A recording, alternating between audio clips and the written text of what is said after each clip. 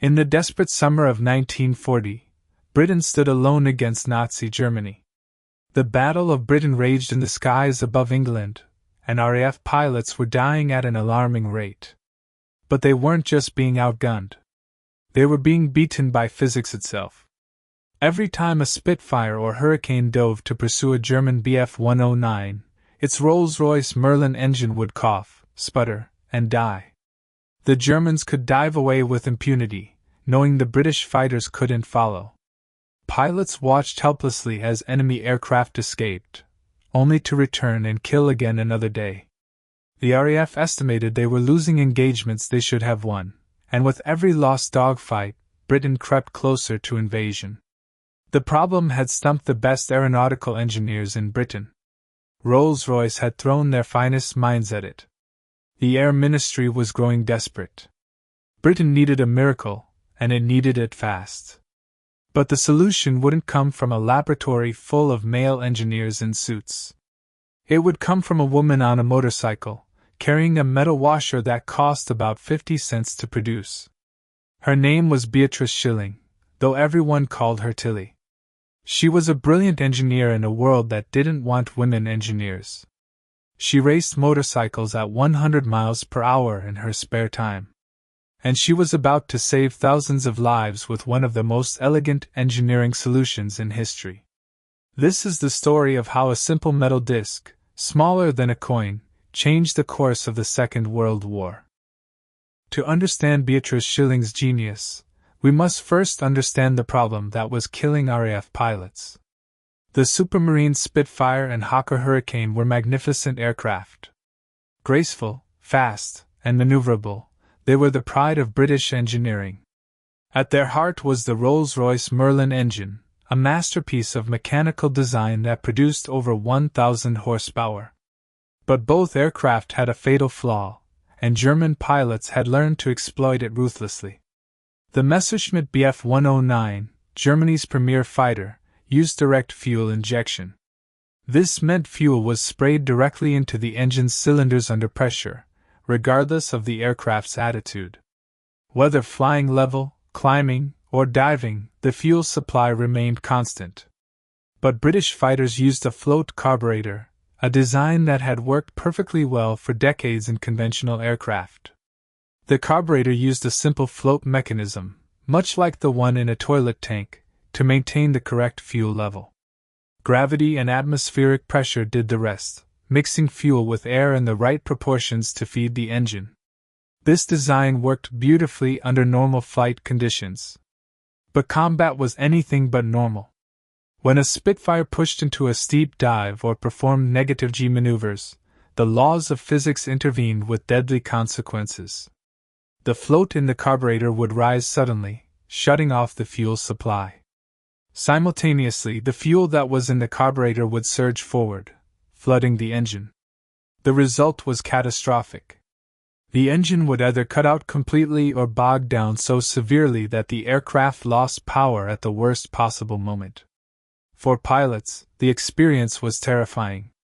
You're chasing a Bf-109, lining up your shot, when suddenly you have to push the stick forward to follow him into a dive. Instantly your engine dies.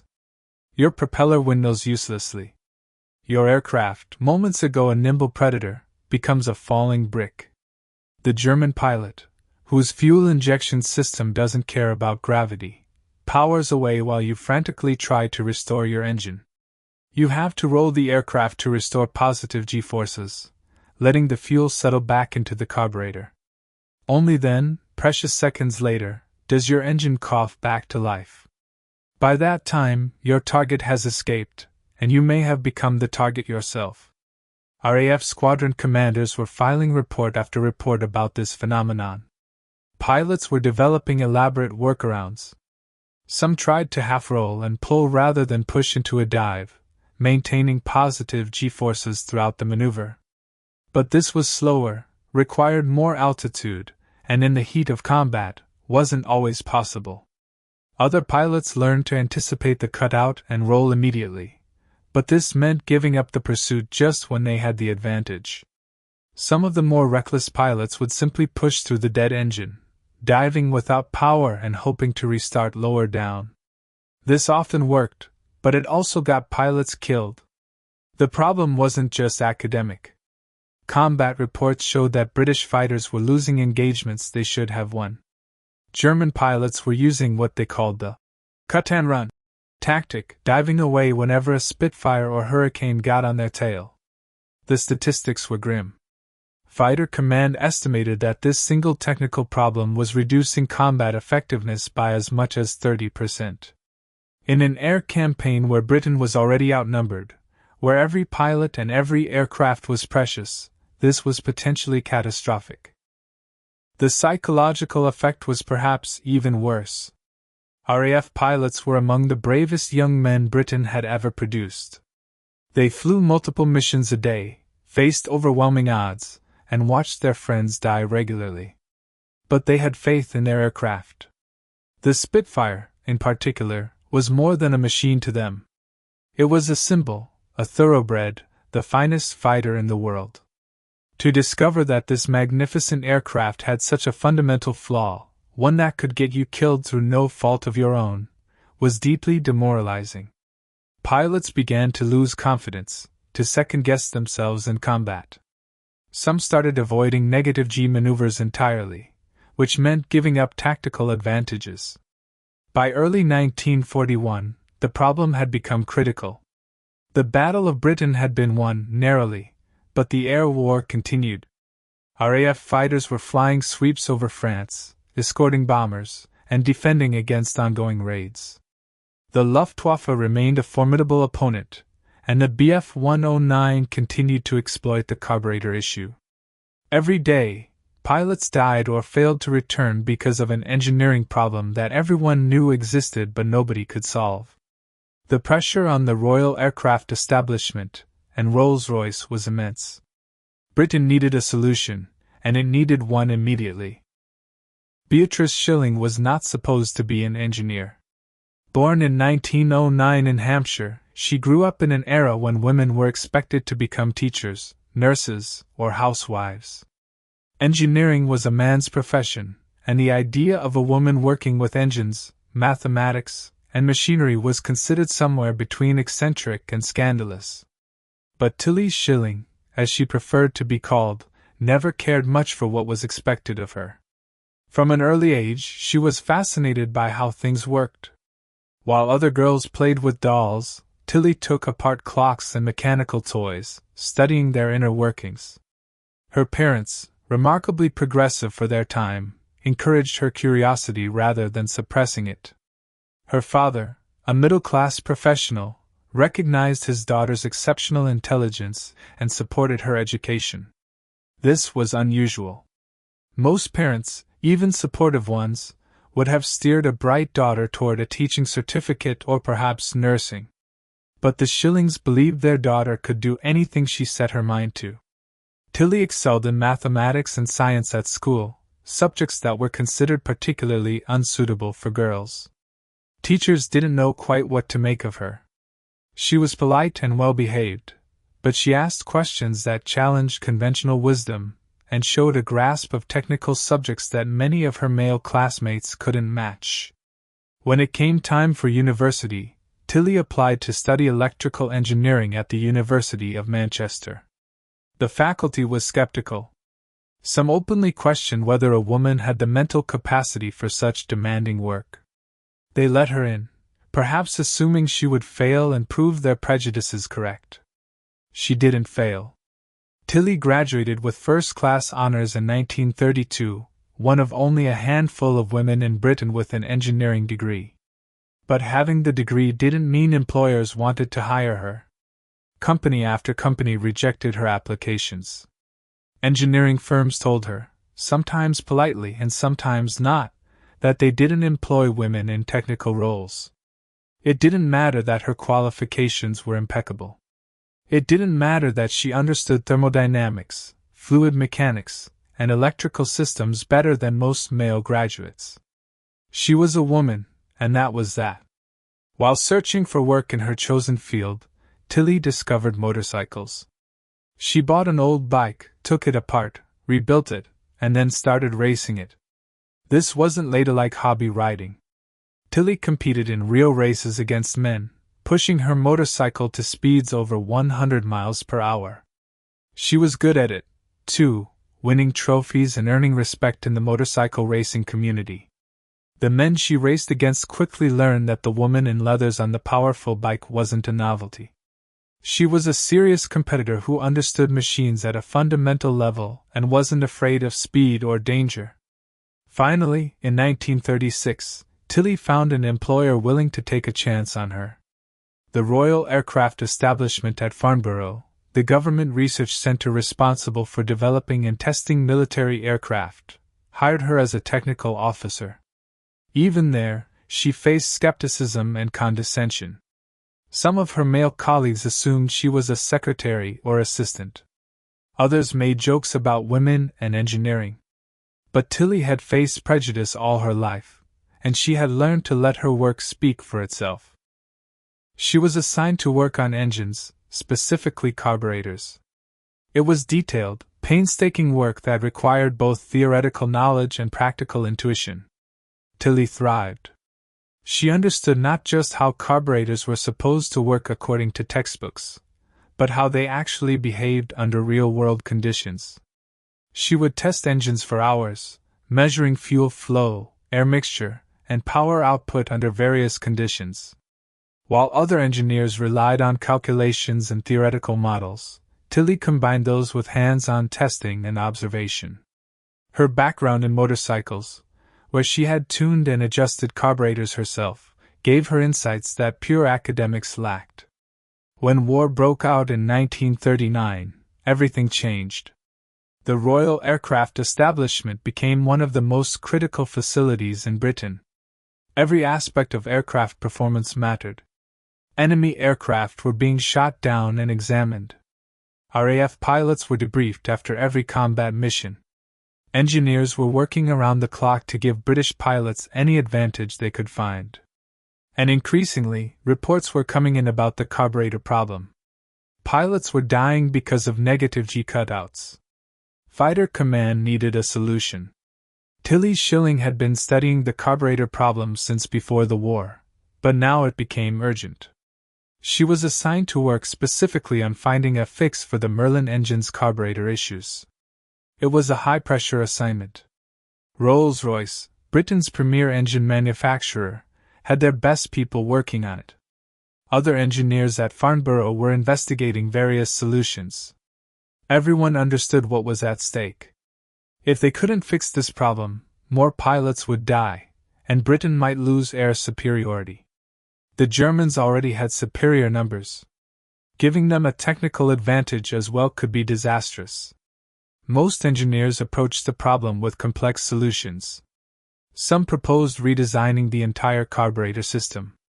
Others suggested sophisticated mechanical systems to control fuel flow during negative G maneuvers. Rolls-Royce was working on a pressure carburetor that would solve the problem completely, but that was a major engineering project that would take months, perhaps years, to develop, test, and manufacture. The RAF needed something now, not in 1943. Pilots were dying today, not in some theoretical future. Tilly approached the problem differently. She didn't think about redesigning the entire system.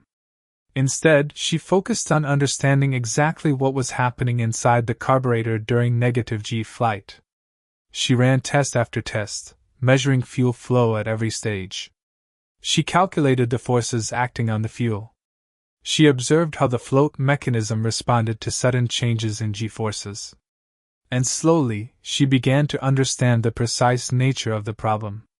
The issue wasn't just that fuel flooded forward during negative G. It was that too much fuel flooded forward too quickly. The carburetor couldn't handle the sudden surge. But what if you could limit that surge? What if you could restrict the fuel flow just enough to prevent flooding, but not so much that you starved the engine during normal operation? You wouldn't need to redesign anything. You would just need to control the flow rate. This was where her practical experience became crucial. Tilly knew that in plumbing and fluid dynamics, you controlled flow rate with a restrictor. This was basic engineering. Put a smaller hole in the line, and less fluid flows through. The question was where to put it, and how small to make it. Too much restriction, and the engine wouldn't get enough fuel during high-power operations like takeoff or climbing. Too little restriction, and it wouldn't solve the negative G problem. She needed to find the exact right balance. Tilly designed a simple metal disc with a carefully calculated hole in the center. It was just a washer, really, made from brass or steel. The hole was precisely sized to allow enough fuel through for normal operations while preventing the excessive surge that caused flooding during negative G flight.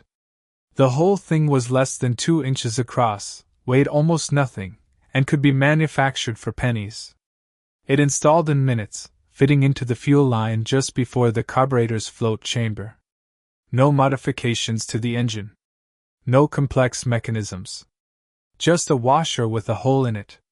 Her colleagues were skeptical. The problem had stumped Rolls-Royce's top engineers.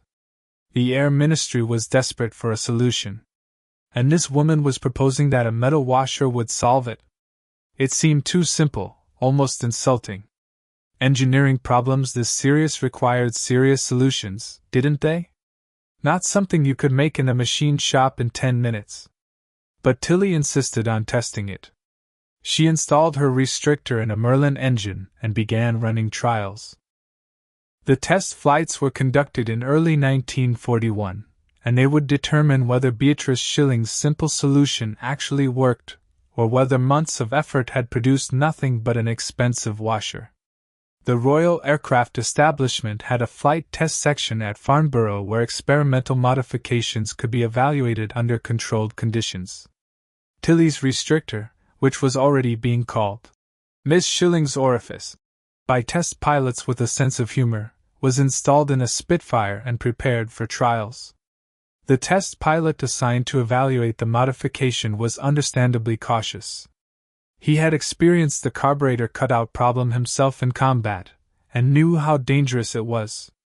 Now he was being asked to deliberately put a Spitfire through extreme negative G maneuvers to see if a small metal disc would prevent the engine from dying. If it didn't work, he would be in a powerless aircraft, diving toward the ground, hoping he could recover before impact.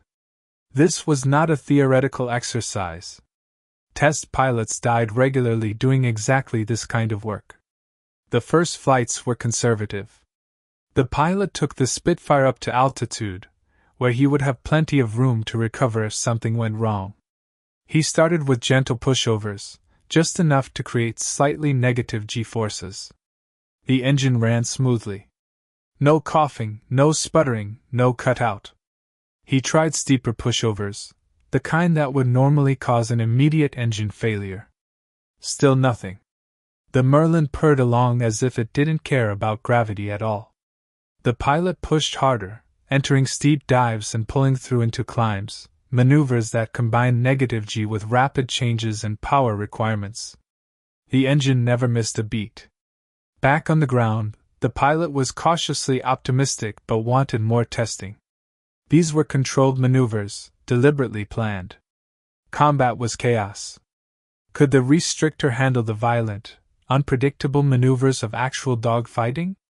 Over the following days, test pilots put the modified Spitfire through increasingly aggressive trials.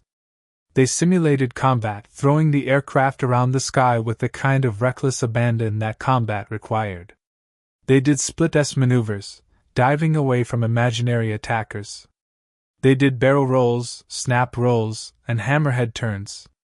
They combined negative G dives with full throttle, testing whether the restrictor would starve the engine during high-power negative G flight. In every case, the engine ran flawlessly. The improvement wasn't just about reliability. It fundamentally changed what the aircraft could do.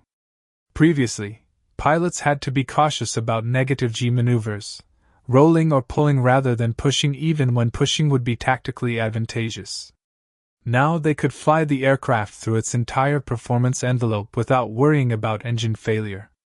They could push into dives aggressively, chase enemy aircraft down, and maintain full power throughout. In mock combat trials against unmodified aircraft, The difference was dramatic. Pilots with the restrictor installed could pursue targets that would have escaped them before. Tilly Schilling had observed these tests personally, taking notes and measurements. She wanted to understand not just whether the restrictor worked, but how well it worked and whether there were any negative side effects. The data was encouraging. Fuel consumption was essentially unchanged. Maximum power output was unaffected. Takeoff and climb performance remained normal. The restrictor did exactly what it was supposed to do: prevent fuel surge during negative G while having no measurable impact on normal operations. It was an elegant solution, the kind that engineers dream about. One simple component that solved a complex problem without creating new ones. But there was one limitation, and Tilly was careful to document it. The restrictor didn't eliminate the problem entirely. It dramatically reduced fuel surge, but under extreme sustained negative G flight, the engine would still eventually flood. The difference was that instead of cutting out after 1 or 2 seconds, it would now run for 15 or 20 seconds before having problems. For combat purposes, this was more than enough. Dogfights were measured in seconds, and maneuvers rarely sustained negative G for more than a few seconds at a time. A pilot could now chase an enemy aircraft through a dive, maintain full power, and break off or roll before the engine flooded. But for certain specialized maneuvers or prolonged negative G flight, the old limitations still applied. Tilly recommended that the restrictor be considered a field modification, an interim solution that could be implemented immediately while Rolls-Royce continued developing their pressure carburetor for a permanent fix. This was smart engineering and smart politics. She wasn't claiming her washer was a perfect solution for all time. She was offering fighter command a way to save pilots' lives right now, while acknowledging that better solutions would eventually replace it. This made it easier for Rolls-Royce engineers to accept. They weren't being told their work was unnecessary. They were being given an ally in the fight to keep RAF pilots alive. The Royal Aircraft Establishment approved the modification for service use in March 1941. Fighter Command was notified immediately. Instructions were sent to all RAF fighter squadrons explaining the modification and how to install it. Engineering officers were supplied with technical drawings that any competent machinist could use to manufacture the restrictors. The beauty of Tilly's design was its simplicity. You didn't need specialized manufacturing equipment or rare materials. Any machine shop with a lathe and drill could produce restrictors. Many squadrons made their own on-site. Others received pre-manufactured units from central stores. The modification could be installed in under an hour by squadron mechanics. Remove the cowling, disconnect the fuel line, slip the restrictor into place, reconnect the line, replace the cowling. No engine teardown required. No complex adjustments or calibrations. Just install and fly. Within weeks, thousands of Spitfires and Hurricanes were being fitted with Miss Schilling's orifice. Pilots began reporting immediate improvements in combat effectiveness. German pilots noticed that British fighters were no longer breaking off pursuits during dives. The cut-and-run tactic suddenly became much more dangerous for the Luftwaffe. The first combat reports with the modified carburetors began arriving in April 1941, and they told a story of dramatically improved performance. Squadron commanders noted that pilots were engaging more aggressively, pursuing targets they would have previously let go. Kill rates improved. More importantly, survival rates improved. Pilots who might have been shot down while recovering from a carburetor cutout were now maintaining power and fighting their way out of trouble. The psychological impact was enormous. RAF fighter pilots regained confidence in their aircraft. One pilot, Flight Lieutenant Alan Deere, a New Zealand ace flying Spitfires, later wrote about the difference the modification made. Before the restrictor, he had lost several kills because his engine cut out during aggressive pursuit. He had also nearly been killed twice when the cutout left him vulnerable at critical moments. After the modification was installed, he described feeling like he was flying a completely different aircraft. He could dogfight the way he had been trained, using the full performance envelope of the Spitfire without self-imposed limitations. In his estimation, the modification improved combat effectiveness by at least 25%, possibly more. Fighter Command's Operational Research Section attempted to quantify the impact. This was difficult because so many variables affected combat outcomes: pilot experience, tactical situation, numerical odds, weather conditions, and countless others. But by comparing engagement reports before and after the modification, patterns emerged.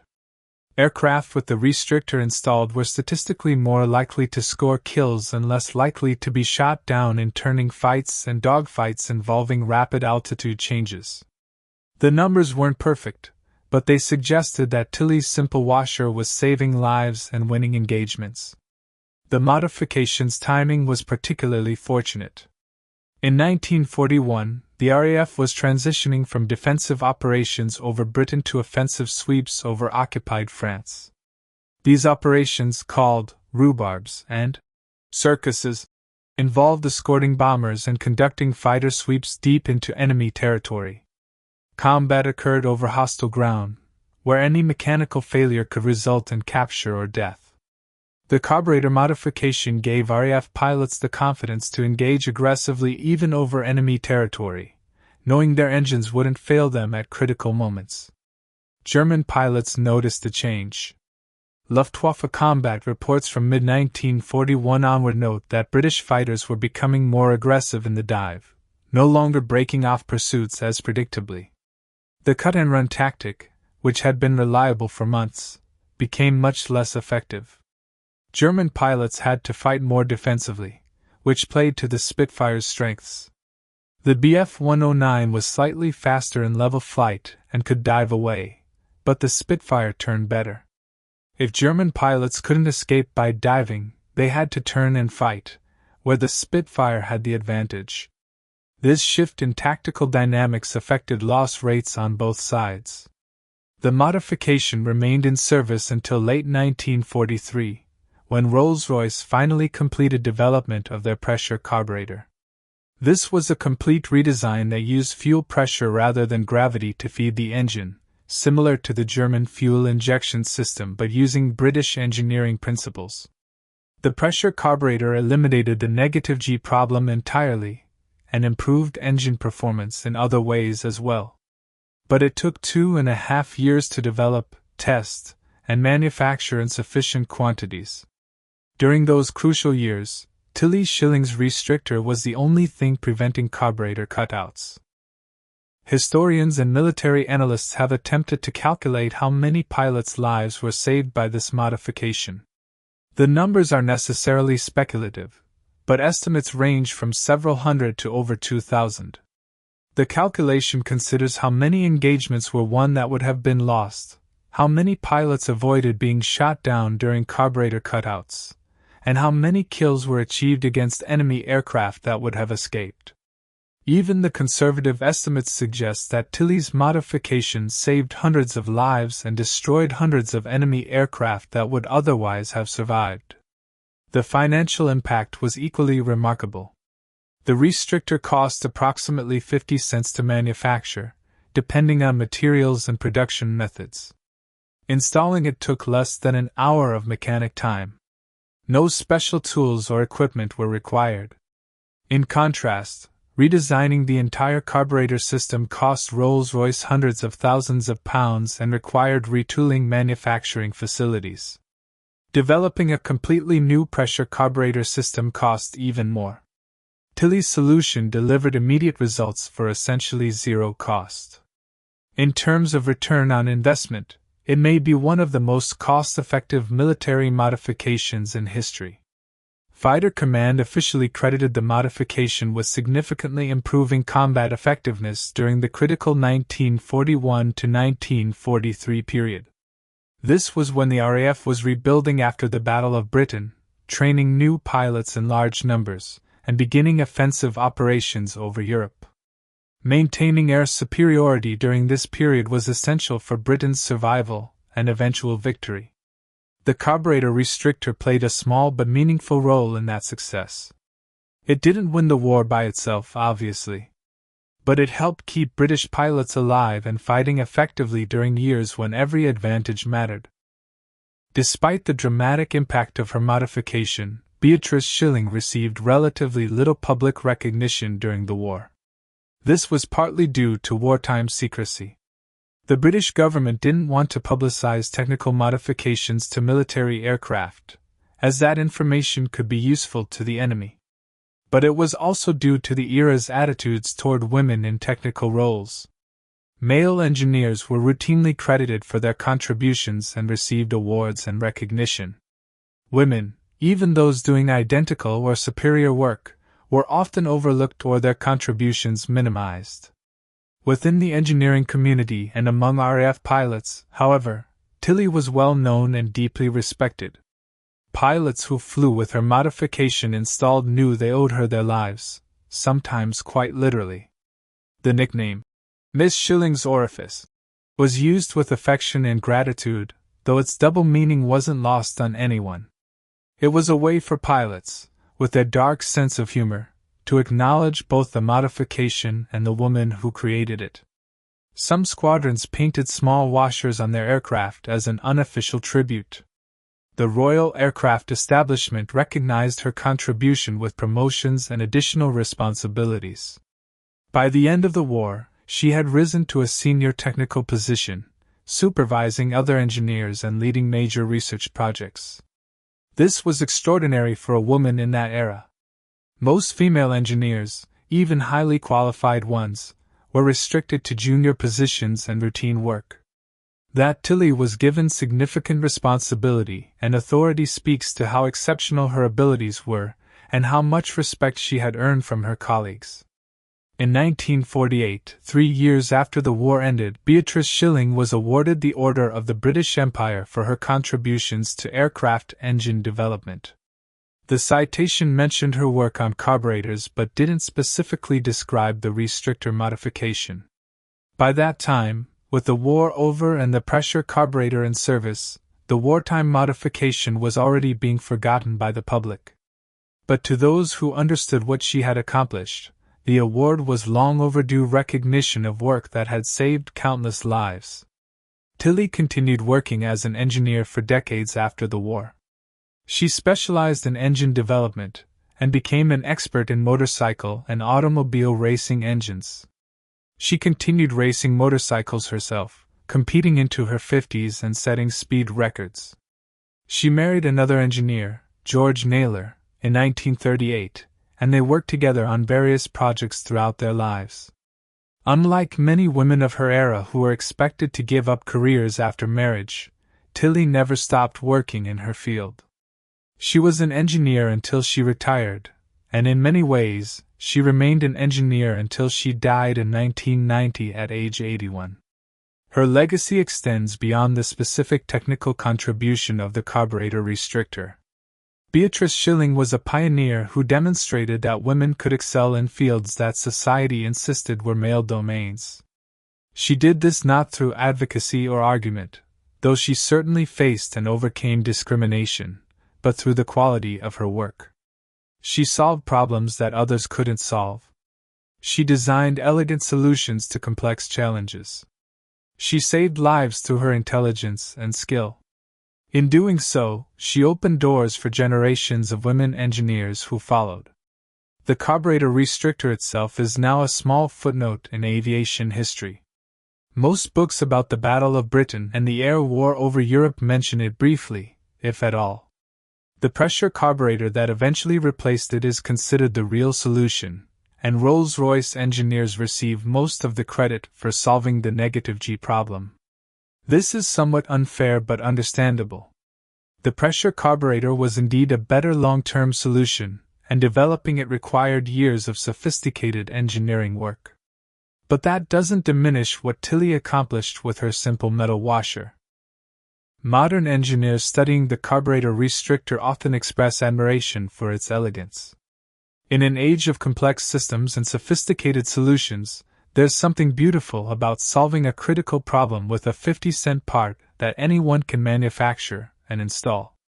It's a reminder that engineering isn't always about complexity or advanced technology. Sometimes the best solution is the simplest one, the one that solves the immediate problem efficiently and effectively without creating new complications. Tilley's restrictor exemplifies this principle. Several aviation museums in Britain now display examples of Miss Schilling's orifice alongside Spitfires and Hurricanes.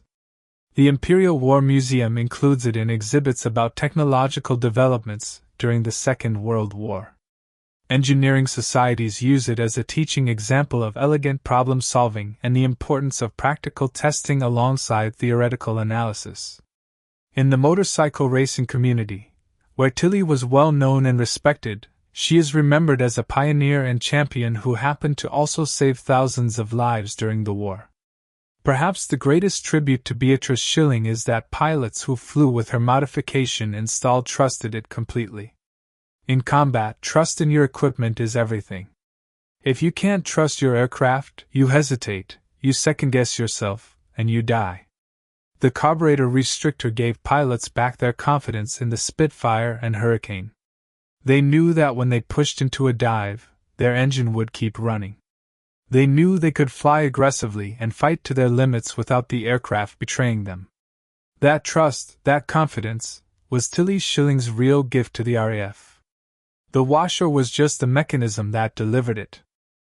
To fully appreciate Beatrice Schilling's achievement, we need to understand the broader context of women's contributions to engineering and the war effort during the Second World War.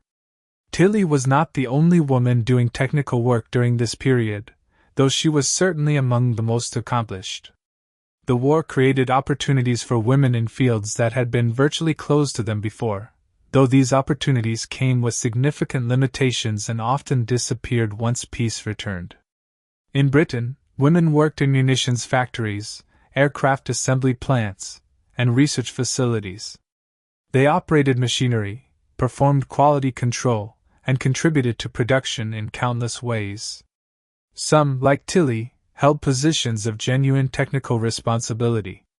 More commonly, they were assigned to repetitive tasks under male supervision.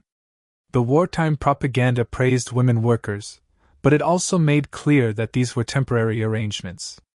Once the men came home from war, women would be expected to return to domestic roles.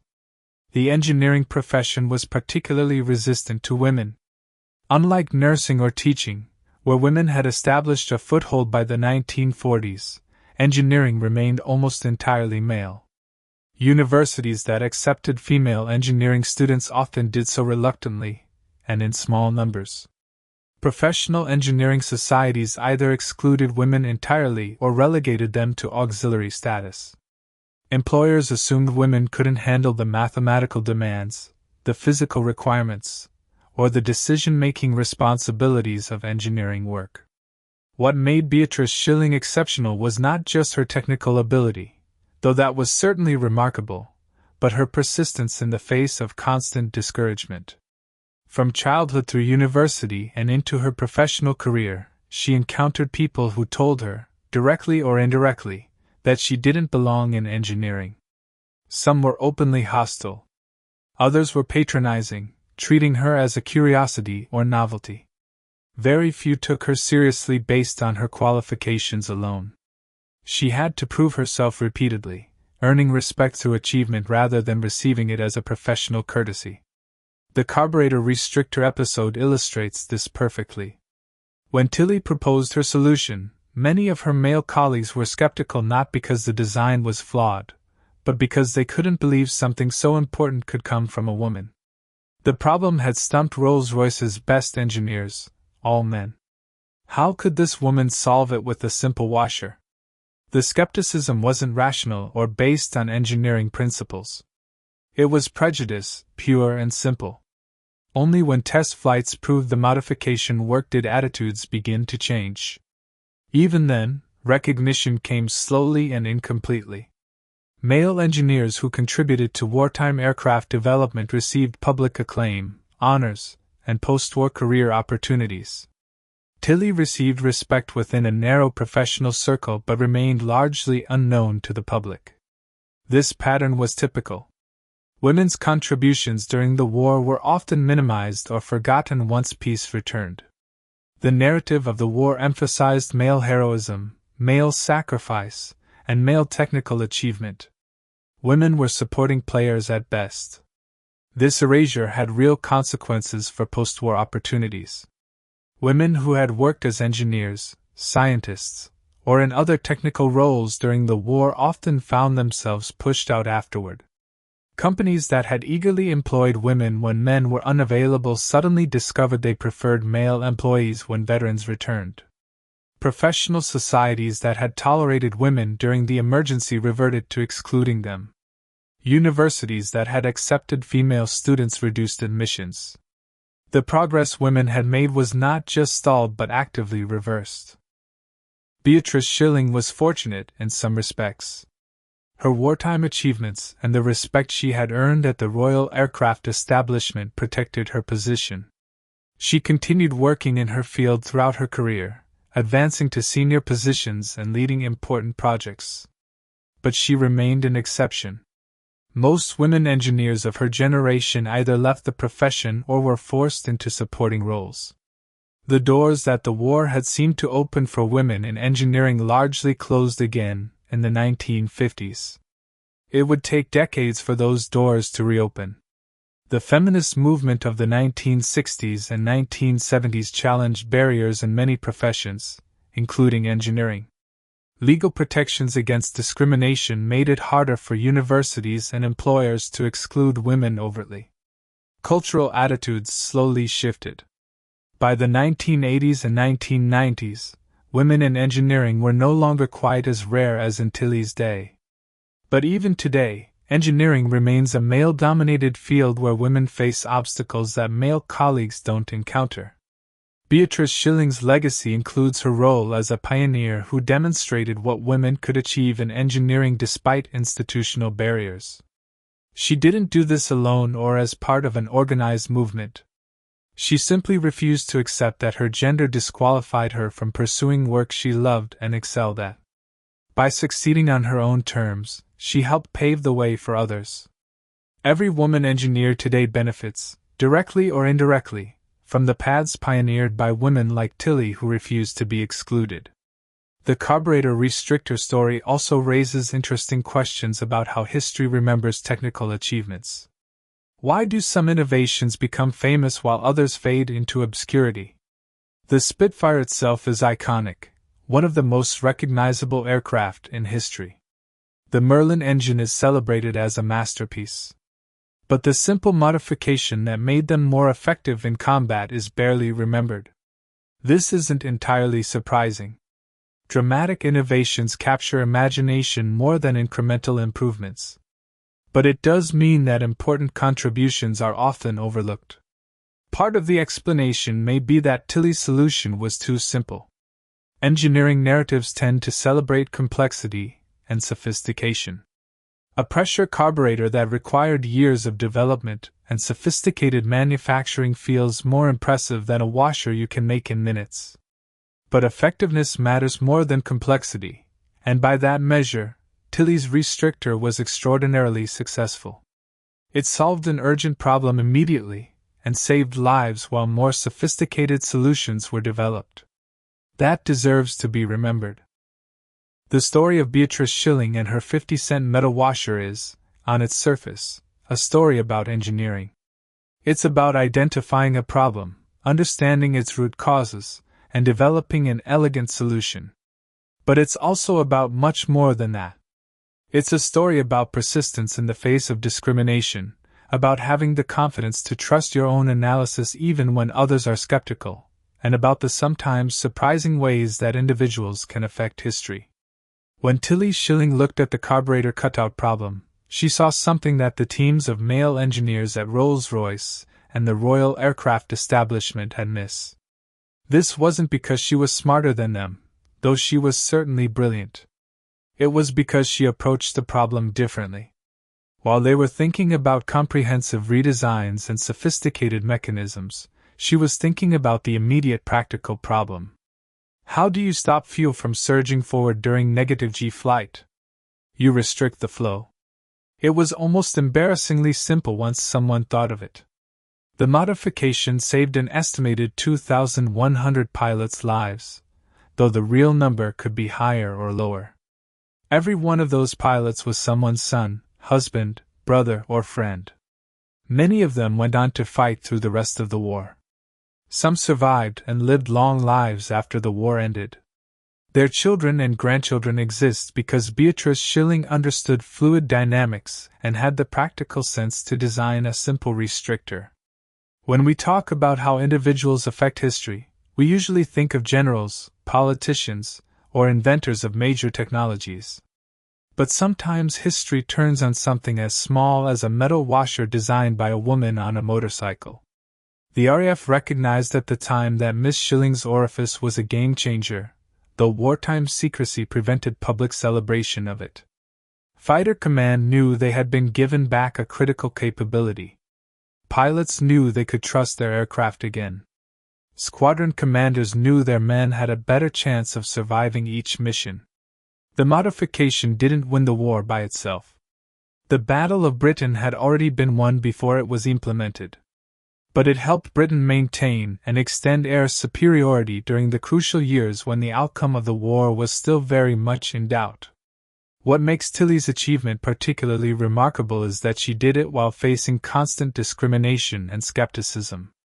A male engineer proposing the same solution would have been taken seriously immediately, tested promptly, and credited appropriately. Tilly had to overcome doubts about her competence that had nothing to do with her qualifications or her proposal. She had to prove herself again and again, not because her work was deficient but because she was a woman doing work that society insisted women couldn't or shouldn't do.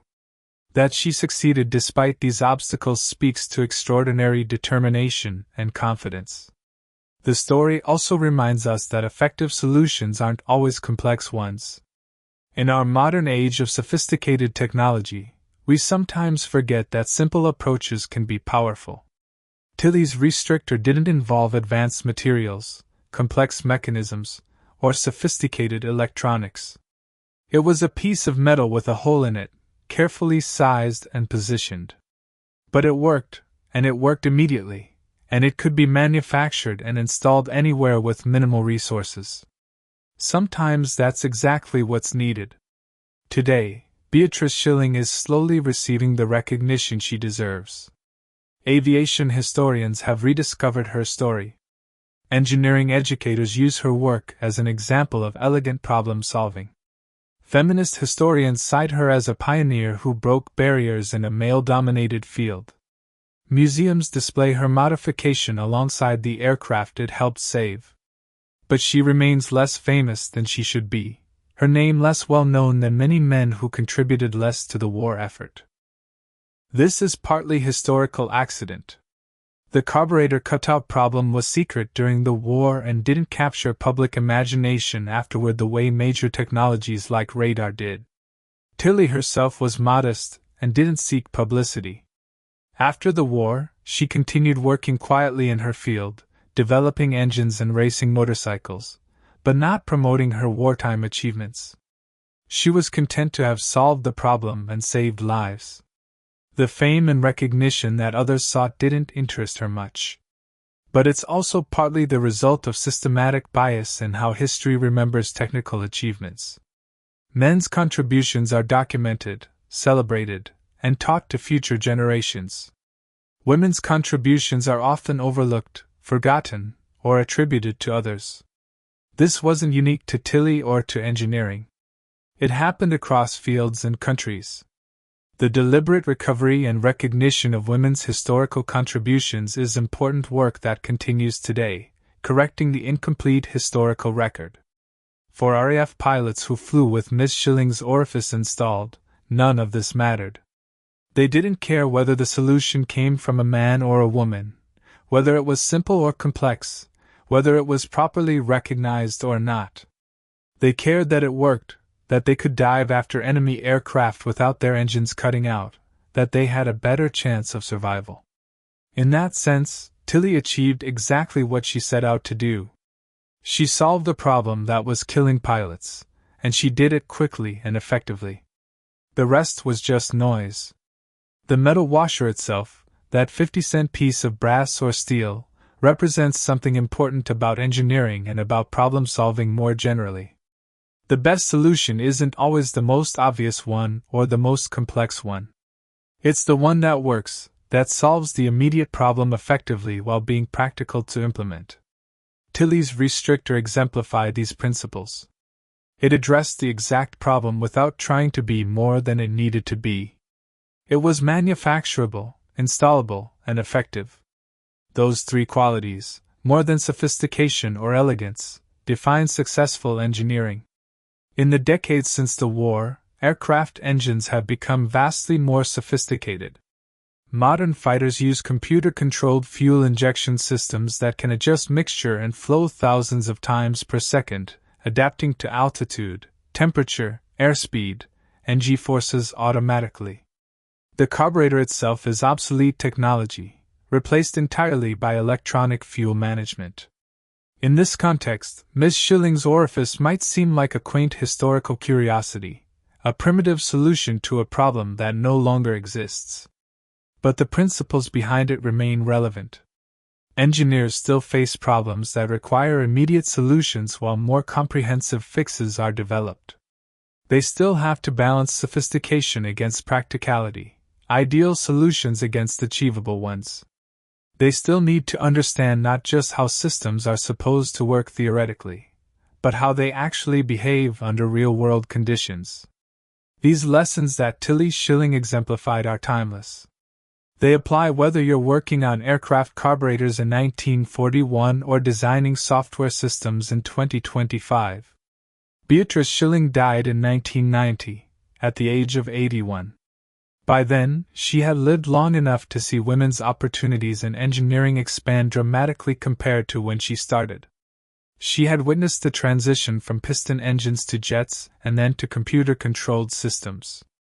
She had seen her field transformed multiple times over. But she had also seen that the fundamental challenges of engineering, understanding problems deeply and designing effective solutions, remained constant across technologies and eras. The pilots she saved never forgot her, those who knew the story.